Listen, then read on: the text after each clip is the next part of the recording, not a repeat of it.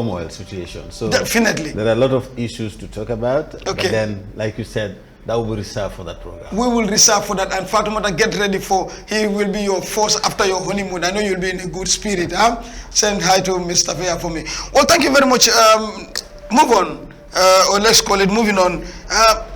Can you tell my viewers exactly? People are saying, Madi Ceesay. You know, sometimes they mix you with Madi Jobada. Yes. No, this is, some people mix. But now, tell us, who is Madi Ceesay?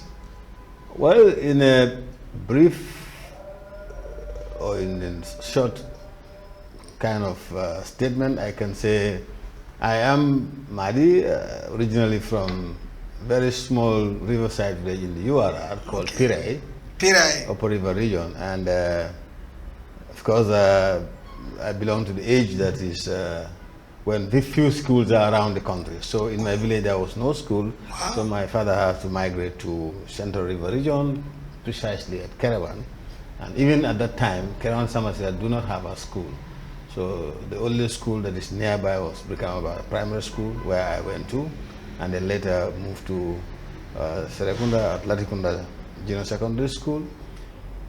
And after my basic school career, I joined the teaching field for a couple of years, went to the college, to pursue teacher certificate, but that course was abruptly stopped because I was involved in a student strike, and the authorities at the time feel that, well, I should be expelled. So that was the end of my career as a teacher, and then I went into other things. But then I landed finally into journalism.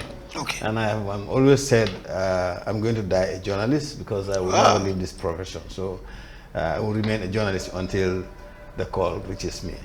And I worked for ActionAid International NGO, that is ActionAid International de Gambia, as their communications, sponsorship communications manager. Okay. And at the time while I was doing that job, I already have established my own media house.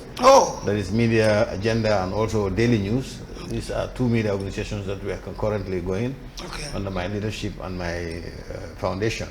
But prior to that, I earlier worked for the Gambia News Weekly magazine on the Swaibu Konate, and then moved to the independent newspaper as manager, and then that's it. Whilst I was at the independent, there were some issues, but we'll come into that into detail. And then in 2017, when I retired in ActionAid, then I joined politics. I contested for Serekunda West. In 2017, won, and then served the people of Serekunda West for the first 5 years. And then at the second time, 2022, I went back to them and said, well, I want to go back to the parliament, and then my term was renewed. So as we are speaking now, I'm a current sitting member of National Assembly, representing the people of Serekunda West. Okay. And in the parliament, of course, we have committees of respective nomenclatures. There is one which I chair, which is the Human Rights and Constitutional Matters Committee. Okay. That committee looks into all the issues of constitution, and also it takes care of all the human rights issues in the country. And then I also belong to Environment Committee, Standing Order Committee, and also belonging to the ACP, that is the African Union, and European Parliament. Okay. There are a few outside parliaments that I have been in that parliament from 2017 to date. So in a nutshell, that's well, what a rich portfolio. I wish I could also have it, or Rocky B can have that portfolio too. Well, that's a good one. Thank you very much. You talked about a little bit about journalism before we go to the main one, which is the mega book. But what are some of the portfolios that Madi hold when you were a journalist? Because I mean, from the GPU to the AOAJ to, I mean, give us a little bit on that. Yeah, in the field of journalism, like I briefly mentioned about the papers I worked for, I served in the independent newspaper as the managing director, and then at News and Report I was the executive deputy editor. But for the Daily News, which I founded myself, I am the chief editor of the Daily newspaper, and also director of Media Agenda. Aside from that, I serve the Gambian Journalistic Fraternity in the umbrella organization, the Gambia Press Union, as their president. Okay. So prior to that, I served as a second vice president under D.A. Jao, Okay. And then later that is the Gambia Press Union. And then later I was elected in 2004, I think, to be precise, no, 2000 or 2000, then as the president of the Gambia Press Union. I served one term and declined to run for a second term. Okay. My first term was really hectic in the fact that it was during my immediately after the killing of the Hydra that I took up as the president. And then I also served in the in the West African Journalists Association called WAJA as their second vice president and also a representative in the International Federation of Journalists, IFJ, representing Africa. We had that Congress in Russia, and then that's where I was elected to represent Africa, the continent, in the executive of the International Federation of Journalists. And then from there, back home again, we had I was also founder of Association of Health Journalists, which is very dear to my heart. Yeah, definitely. And the life president. I served them for a 2-term period, and then when I retired, well, subsequently the organization felt it necessary to give me the privilege of serving the organization as a life president. Exactly. So I can say these are the areas that I have worked in, and during the period from as early as 1992 to date. To date. Well, that's Madi, and I thank health journalists because definitely Sally and the grew, and then I think that was a very good one for him to be the life president. All right, let's say moving on. Today's interview, like I tell you, the political one we have set aside for Mati to come, the newly, I don't know, the groom or the bride or whatever you can call it. You know, we are talking about a mega book launch by Honorable Madi Ceesay. This was sometimes last month. I was supposed to have him, but then he traveled, and when he came back, I think just the next day was the book launch, or there was no time.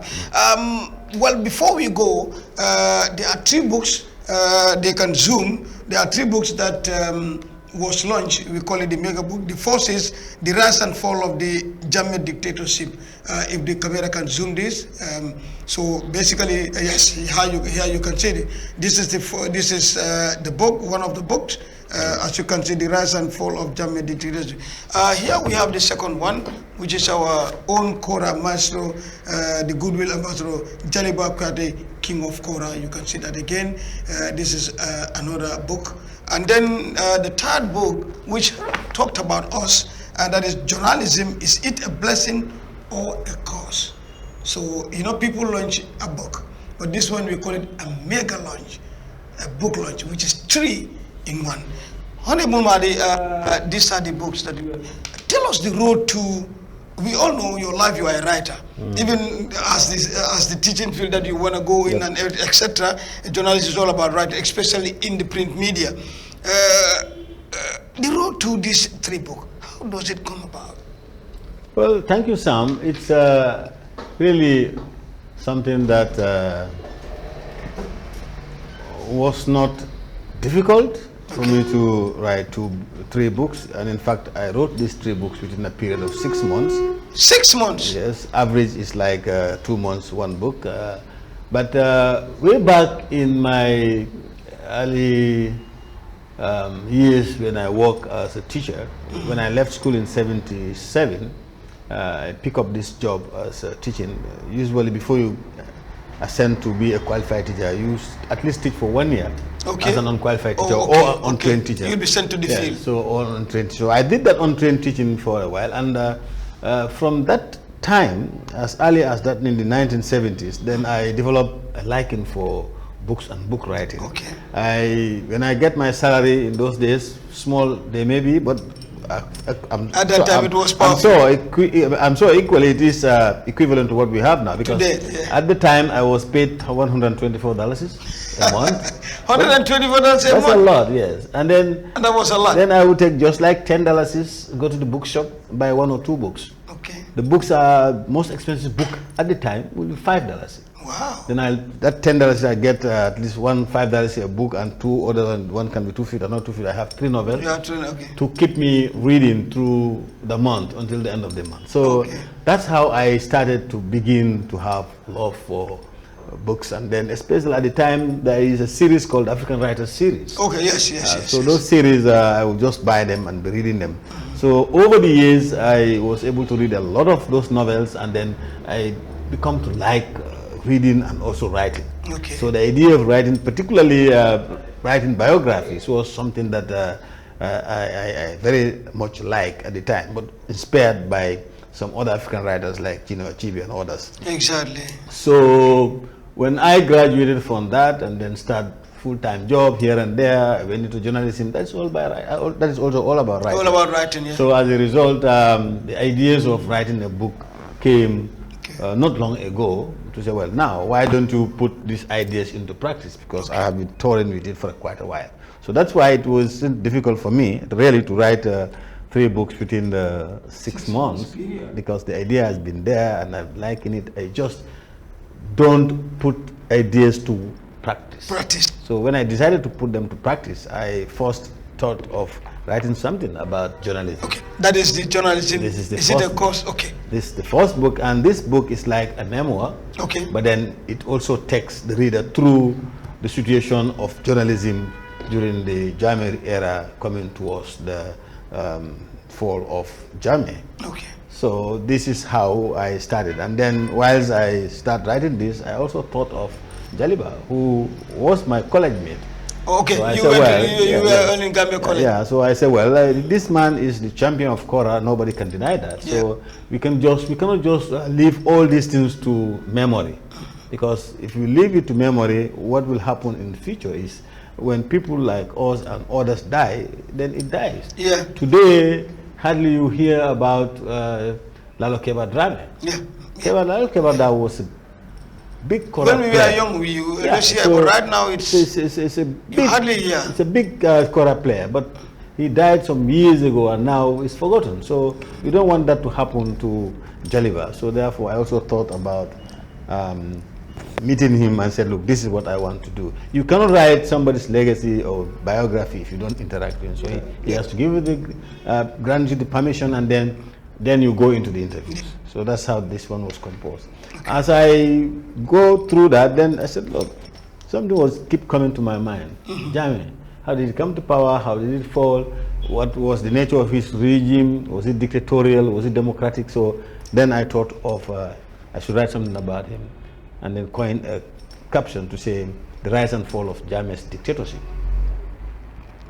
So that's how. But that's even the I could say book writers or whoever you can say, within a period of 6 months, they will say, oh, that's too far. Some it will take them for a year or 2 years for a book or so. But like you said during your deliberation, that this have been there already. It was not only it was only to be implemented or put into practice.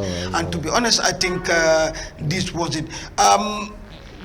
When within the period of 6 months, all these books were ready. Yes, when does it come to the public notice, or when was the launching planned?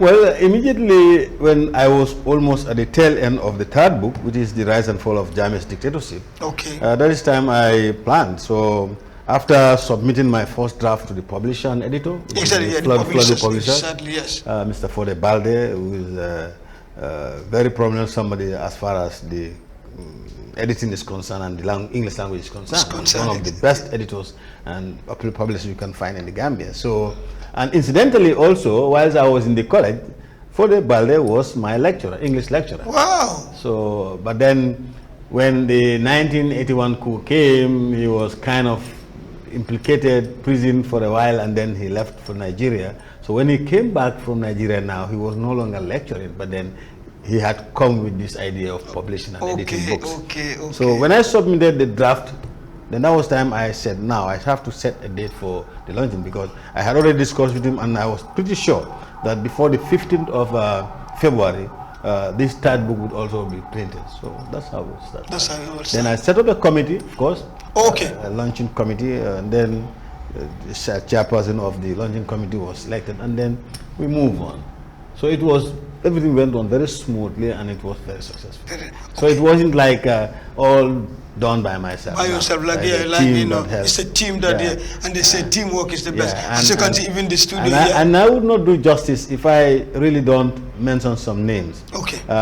Like, for example, this one I could say is purely an individual work. But this one I had to ask one of my former staff, Usainu Sawane. Okay. It's called OJ. He works now at Taranga, but he was my employee at Daily News. Okay. So I asked him to accompany me to do the editings and then to do the recordings and all other things. Okay. So he helped a lot in that. That is in the Jalibak. Yeah. Okay. So this one, because I assume that it's going to be a huge book, okay, and it's going to entail a lot of research, okay, from one library to the other, from the National Library to the Records Office to the Arts and Cultures library, their library. Exactly. So I know there is going to be a lot of interviews because we spoke to a lot of people who share their ideas with us. One of them is Imam Babali, then Hassan Ceesay, the historian,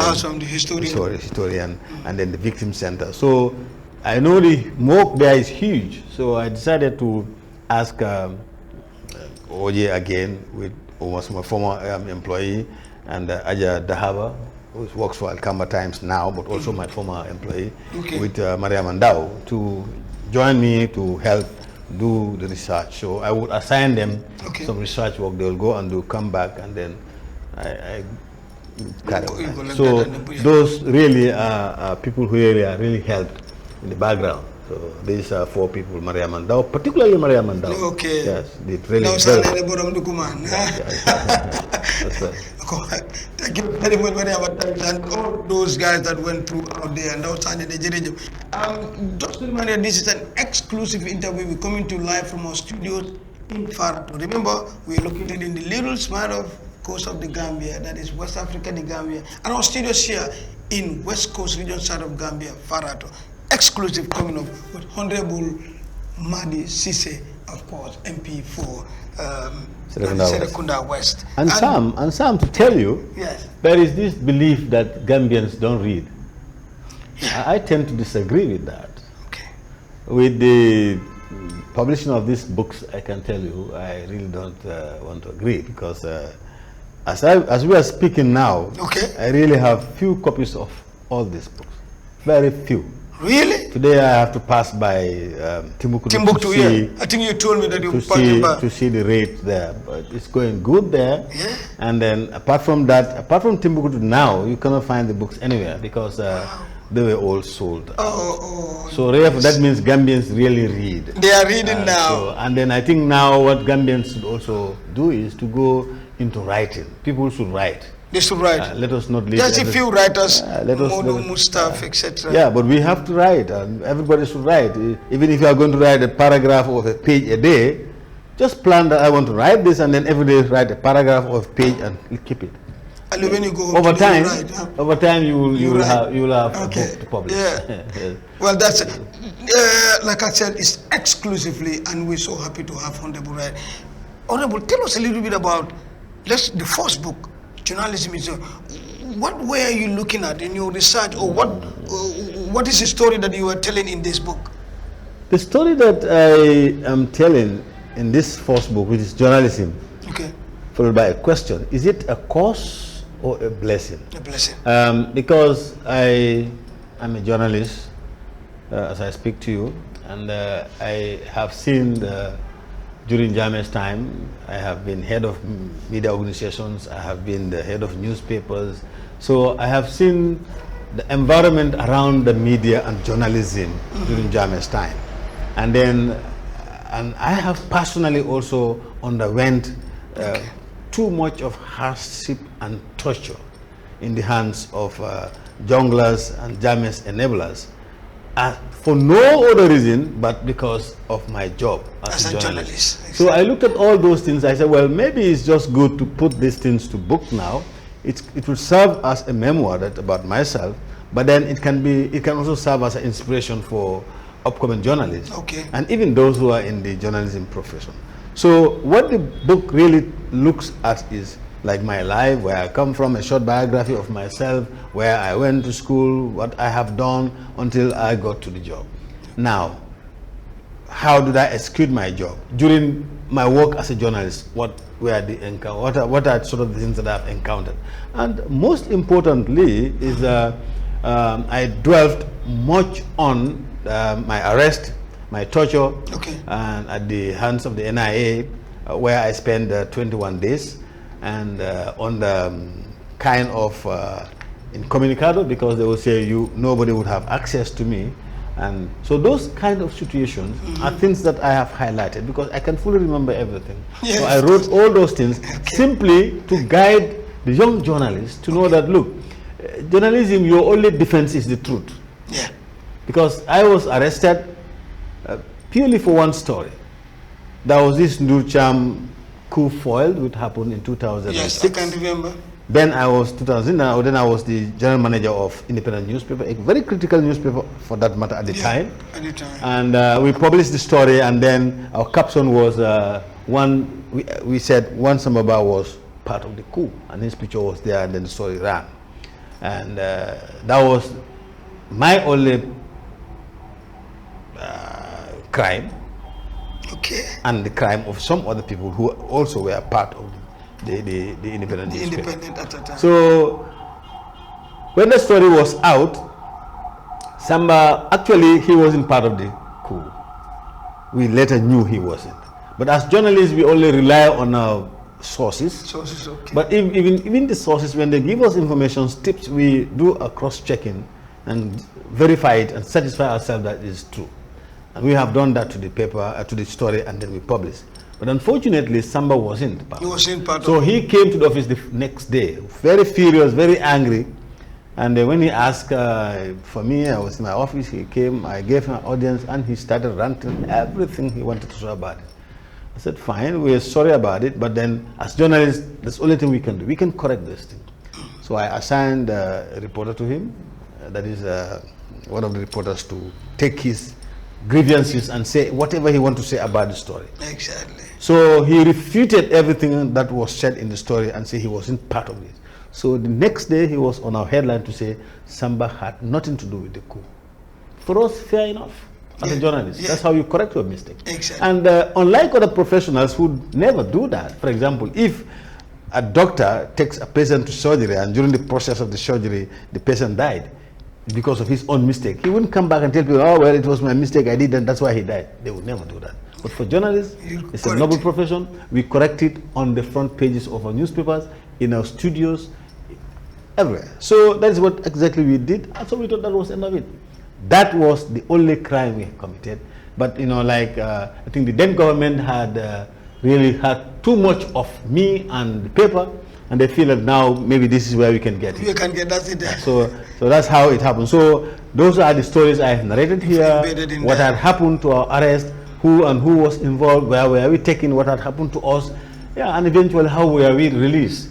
Okay. Just for all the journalists to learn that sometimes it can be, your work can be very difficult. Very difficult. Sometimes some people can take advantage and really maltreat you, and that is what really had happened to me and my colleagues, two of my staff. My then editor-in-chief, Musa Sedikan, was also arrested, tortured. The author of the story, Lamin Fati, was also arrested, tortured. So all of us at one point, we were all put together at the NIA, and we had terrible, terrible, terrible tortures from the jugglers. Musa had to have his hand broken 2 times or 3 times. So you see the amount of brutality that we faced during those 21 days was just too much. And it was really not for nothing, just simply because we are journalists. So that's what this book will talk about. Very interesting book. I think Gambian writers, you can go in for this. Timbuktu is available and everywhere, so look at it. This is, especially journalists, read this thing, you will have everything. Now let's moving on. The second one, I know that's your friend, but what were you looking at, or what was there to tell? Actually, Jaliba is quite interesting if you read this book. But before I go further, I would just want to ask you a question. Okay. Do you know his real name? Nah, I will fail it. So anybody I want to know Jaliba Kuyati. I don't know my viewers. Do you know it? So if you read this book, the first thing you discover, oh, on the whole, Jaliba is not the real name. His real name is Edward. Edward? Edward Kuyate. Edward Kuyate. Jaliba was named after his father's brother. The father's brother is also a big griot called Edward. Called Edward? Yeah, so the father named him after his brother. You see, so that is his real name. And that is one thing that this book will tell you. And that Edward was a very big griot at the time. And he would not really play for any ordinary person. He plays for the governors, he plays for the, in those days. Exactly. When you say governors, we are talking about the white people. Well, yeah. And then to come to commissioners, because after the governors and commissioners then, and then some very wealthy people or big marabouts. That's Edward played for those kind of people. Edward also was a champion like Jel by his namesake. But because of his prominence in the playing, so when the boy was named after him, you know, they would always say Jaliba, because they know that the guy that he was named after was a big guerrilla. So that's how the name Jaliba came about. But actually his real name is Edward. So the book also will give you some ideas about the history of the Kora. And actually, Kora, if you read, you know that Kora is Gambian. In fact, there is a whole chapter on it which says that Kora is Gambian. Yeah, because meaning that the Kora belongs to the Gambia. So you read this book with the interviews that we had with Jaliba. He gave us the history of Kora, how it emanated. It comes from the Suso families from URR many years ago. He's talking about maybe 200 or 300 years ago. And when this old man discovered Kora, and he didn't discover Kora in URR, he came all the way to Combo here and got himself isolated somewhere in Sanementre, where he discovered Kora. So the book also will tell you how the Kora was discovered. And that's why Kora is Gambian. It doesn't belong to any other country other than Gambia. Not Senegal, not Mali, not Guinea. This is our own. Our own. So let them read it. Yeah, and then he will also tell you the strings of the Kora, and each of the, you know, they have 21 strings, and each of them has a role. So all these things are played. And it also go beyond that and tell you about how many songs have Jaliba invented. It's many. We listed some of them. And then he also gives us the historical background of some of those things. And in what capacity has Jaliba performed both nationally and internationally? This book will tell you. Jaliba is a true ambassador of Gambia. UNICEF has crowned him, and even at the time when I was writing the last interviews, when I met there with some group of people from Guinea-Bissau, we came to crown him as the king of Kora. So all those stories are captured. So this is the life history of Kora itself, Jaliba, where he has come from Dankungu village, and then we will also know why is Dankungu always called Maribanda. So all those stories are, this book is able to say. So one thing I like about the book is cultural, and I think it's good for our children to know this cultural aspect of us Gambians, and to know that Kora belongs to Gambia and no other country. No other country. So it's a very interesting. I know we don't have much time, but we still have to rush. Yes, you can see that. So that's Jaliba. So go for it. He will tell you where you can get all these copies. And then the last one, the rise and fall of Jammeh dictatorship. I know you got a lot from the hands of Jammeh, but then just make it a little bit for us. Well, what are you looking at in this other book? Here, I want to look at what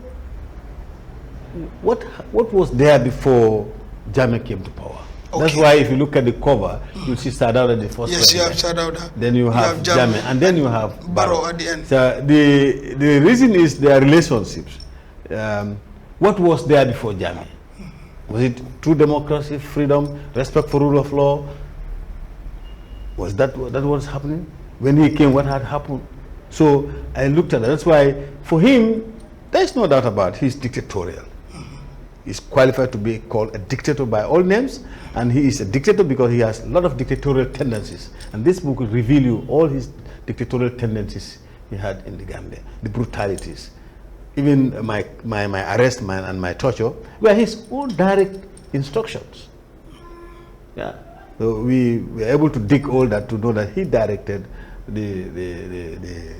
in fact he told the NIS that he wanted the junglers to arrest me. That was his own directives given to the NIA, because the NIA is on him. So the book had digged a lot of information from the TRRC reports, because TRRC has reports that are into various volumes, so it's all scattered. But this one will only be a one-stop shop. Yeah, for you to get this one book and know everything about this brutality. And but even before Sadada comes to power, we have chapters and pages that were run to say who are the key players of our independence. Okay. And what other organizations had played roles in the book. In the book, yeah. What other organizations had played role for Gambia to have its independence. So then after that, then how did Sadada come to power? You know, the likes of Per Njai, PS Njai, the likes of late Sirif Sadiba, and others who all play part in the attainment of independence. And the likes of Hassan Musa Kamara, who was then called Andu Kamara. And, you know, so the 22 years of the regime of Jammeh was really volumes in this book. Up to the time the dictatorship fell. Okay. When the dictatorship fell, there was an impasse. So there are pages that are also run about the impasse, what had happened, until finally we had what is called the dispensation of democracy. That is, yeah, you can get it right now. Remember, this mega book launch was done on the 15th February at the Sadauda Jawara Conference Center, that is the OIC Conference Center. Before where they can get it for the final one, the launching day, I know prominent people came, and then you might give thanks to those people, and also where we can get the books before we finish. I must give credit to Madi Ceesay, the historian. Okay. Actually, like I said, I have all these ideas, but I met with Hassan in one book launching. Okay. And then, you know, discussions. Well, I told him, look, I have a draft of something about myself for a long time. He said, but what is it waiting? I said, well, I need to finish it. I haven't finished. So he encouraged me, look, finish it. You have to write. And secondly, you're a MP. You cannot. So this also has captured some aspect of my politics. That's how I come to politics. So I have to thank him. And then that's the launching day. Yeah. Everybody. And he was the MC on the launch. On the launch. Madi Ceesay, he did wonderful thing, and he has also inspired a lot of other people to write. Okay. And yes, at the launch, I must be grateful to my chief launchers. Okay. And I will start with our president. When I say our president, I mean the president of our association. UDP? No, Association of Health Journalists. Okay. That is Sali Jaju. Sali Jaju. Madam Sali Jaju. Sali Jaju is the president of the Association of Health Journalists, which I was a founder. And now a live president. Yeah, live president. She was the one who was the chief launcher of this book. And she has done justice to this book. I think I could rate him to be the best launcher on that day. Awesome. She did a really great job. So I must thank her for all her effort. And I must also thank Mayor of Banjul. Okay. She was the one who launched this other one. And yes, and when she was really launching, I think she bought about almost 40 books that day. Wow, at the instant. Yeah, he just called, where are the women? Any woman in this hall, stand up. And he asked them to line up, and then he asked the guys to bring all the books, and then he was like, count the books. So he was just giving them, and they counted. This was around 30 to 40 books. They all given. That's like 40,000. Wow. Because each book is $1,000. This one. Okay. So I must thank him, not only really buying those books, but the fact that she came and graced the occasion was enough for me. And the same with Sally. And as for Jaliba, even before he came, he has given $100,000. Wow. Yes. As the chief launcher. So I must also thank Jaliba for his generosity. And so, like I said, that is how it went. But the entire occasion was really, the chief guest of honor was my party leader. Okay. Honorable Laya Usenu Dabo. He was the chief guest of honor, and he gave a very brilliant speech about myself and my profession as a journalist. Okay. And there are a lot of other prominent people who attended the launching. Among them was former Vice President Bibi Dabo was there. Okay. And Nyambi Toure, Dr. Nyambi Toure, prominent Gambian and senior citizen were there. The guys from the Victim Center, the guys from school, go to senior secondary school, the principal, and a lot of staff came, and a lot of them all bought. So that day, really, these books went very well. That's why I said, as I'm speaking to you now, apart from the stock that is at Timbuktu. So it's only available at Timbuktu now. Timbuktu. And that is Fajara, just after when you've been going to like Bakau New Town, that's where it is. Honorable, finally, before we go, I'm so elated, but like I said, you're back here, which every Gambian want to know, that is the political side of it, and Martin Boy will be waiting for you. But finally, for today, I'll be more than glad to talk about it, because you will talk about what is happening now is just amazing. I'm sure you must have learned that members of parliament have just denied our diasporan people from voting. But anyway, since this is not politics, so you will deal exclusively with that. Want to get ready for that. Finally, Honorable, I'm so happy that you're here. Finally, for my viewers, before we go. Well, what I would do is now, I would want to encourage Gambians to write. Okay. And it's never late to write. I have started writing, like my age is 68 now. And then, currently I'm working on 2 books, which probably by the end of the year, those 2 books also will be launched. So I would encourage people to write, because it is only writing that we can have something tangible to make reference to. If you want to leave all to oral history, it will die. So Gambians must write, and I must also encourage the Gambia Writers Association to keep pushing and encouraging people to write. But I must particularly be very, very, very happy about the position that Hasum Ceesay is taking. Hasum is encouraging people to write. Even during the launching, he had and was able to convince the 2 former vice presidents to write their memoirs. That is Honorable Alhaji Usainu Dabo and Alhaji Bibi Dabo. He encouraged them to write their memoirs. They have served this country for many years, so they should not just go like that. They should write something for young ones to read and understand. So my final word is let the people venture into writing, and also I'm grateful to the Atlantic TV, like you said, the home of the revolution. TV revolution. I'm very happy and elated to be in this platform. Like I said, I was here before, but really, that was all politics. This one is really politics zero. I'm really very happy. Thank you so much. And to yourself as a person, I must also thank you, because if you had not invited me, I wouldn't have been here. The audience would not have known what they have known from us today. Exactly. And so we say thank you, and thanks to the media organization and the staff. We know we are being seen, but there are people who are behind the scene. Exactly. So we must thank technical staff that is behind the scene. Thank you all. Thank you very much, Honorable. Ramadan Mubarak. Thank you so much. Ramadan Karim. Remember, this is done today, Thursday, the 6th of March 2025. And it's the 6th of Ramadan. 6th of Ramadan. So this is Ramadan Karim to you all. Well, on that note, a big thanks to Aliu cameraman, I can see Usman Busy, of course, the one and only CEO, and Rocky B International. You also start writing, okay? Oh, yeah. On that note, thank you so much to my wonderful viewers, and we'll be back again for another exciting called Atlantic TV, which is exclusive interview with myself. You know me, Bakary Manneh, aka Big Sam. Thank you so much. See you next time.